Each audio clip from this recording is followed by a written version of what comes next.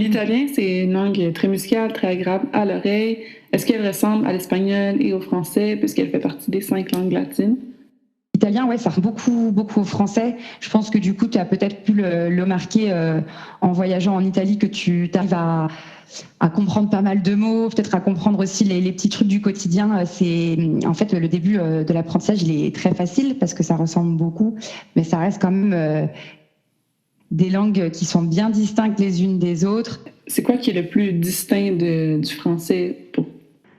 En fait, on a l'italien, ça marche comme le français là-dessus, dans le sens où c'est pareil, c'est une langue qui est genrée, donc on a autant de féminin que de masculin, et puis c'est arbitraire, hein, comme nous, on saura jamais pourquoi on dit une table et un tabouret et pas l'inverse.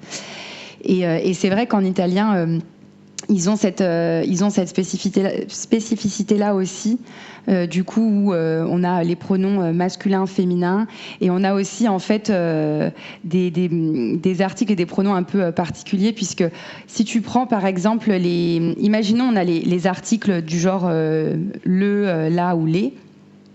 L'article au masculin, tu vois, ce sera il, et il au pluriel deviendra i. Et au féminin, ce sera la qui, au pluriel, devient les.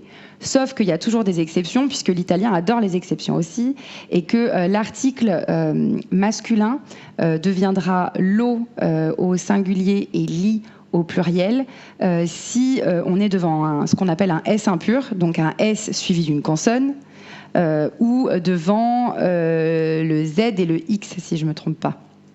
Donc c'est vrai que ça c'est un truc un peu particulier, et la marque du pluriel est différente aussi. Je ne sais pas si tu veux y revenir dessus peut-être un petit peu plus tard, mais ouais, c'est des spécificités de l'italien. Et après, toi justement qui parlais des pronoms, c'est un peu le même genre, dans le sens où on a il, pour dire il on dit lui, pour elle c'est lei, et pour eux c'est loro. Pourquoi nous, on met des S à la fin ou des X à la fin des mots, mais les Italiens, non? C'est vrai que nous, on a cette particularité de mettre des S et des X qui, en plus, on ne prononce pas du tout. Donc, le pluriel, il est uniquement visuel. En italien, en fait, tout s'entend. Et en fait, toutes les lettres écrites se prononcent, à la grande différence du français. Ça, je pense que c'est le truc majeur de l'italien, c'est que tout se prononce. Donc, par exemple, les dictées, ça n'existe pas, parce qu'en fait, c'est pas la peine de faire des dictées, puisque c'est phonétique. Et pour le coup, le pluriel en italien... c'est simple et compliqué à la fois. En fait, le féminin se termine souvent par la lettre A, et donc au pluriel, ça deviendra un E à la fin. Donc, est-ce que je peux te trouver un exemple ?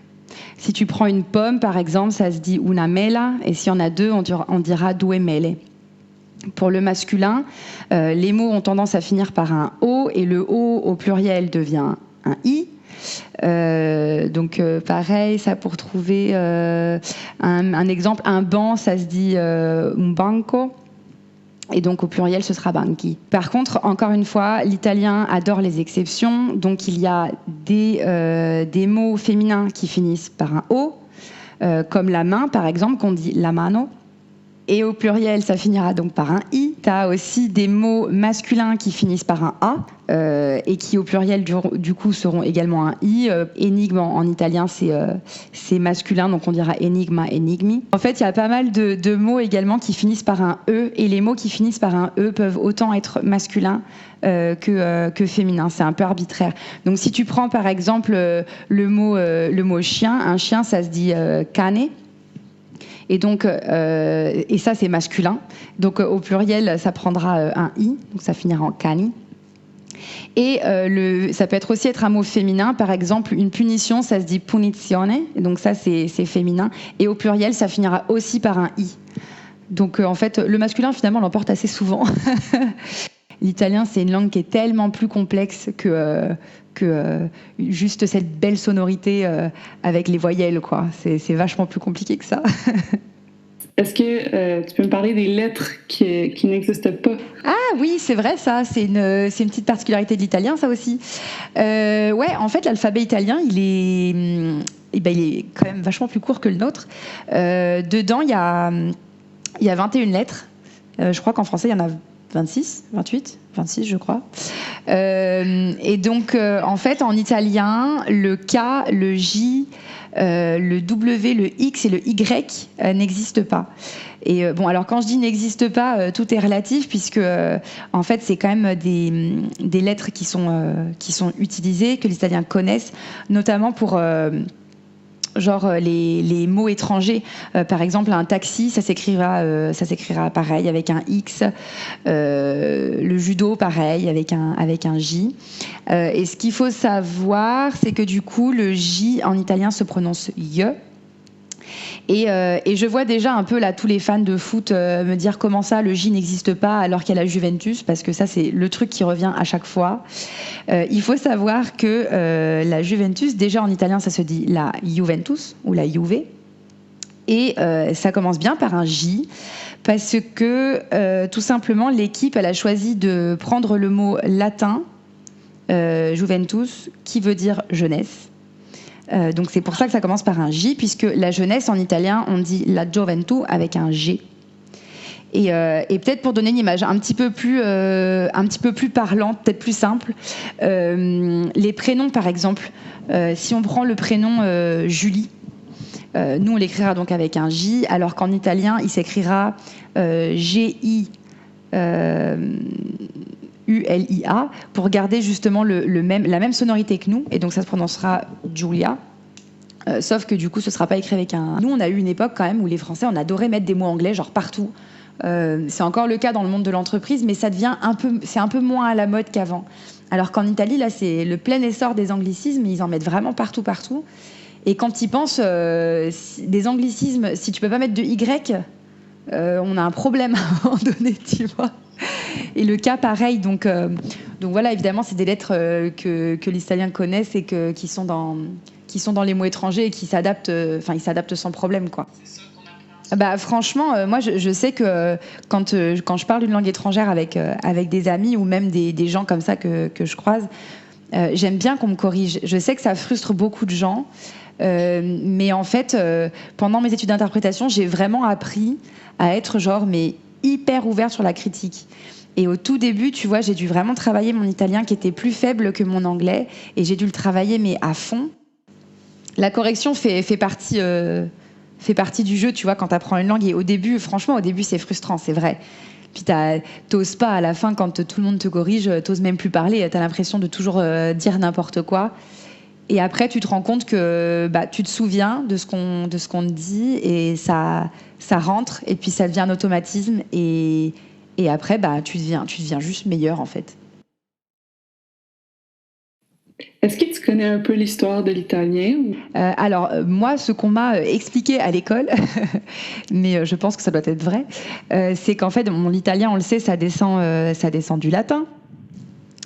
Et en fait, ce qu'il faut savoir, c'est que l'italien qu'on appelle l'italien standard, donc qui est l'italien qu'on parle aujourd'hui en Italie, en fait, c'est à la base l'italien florentin.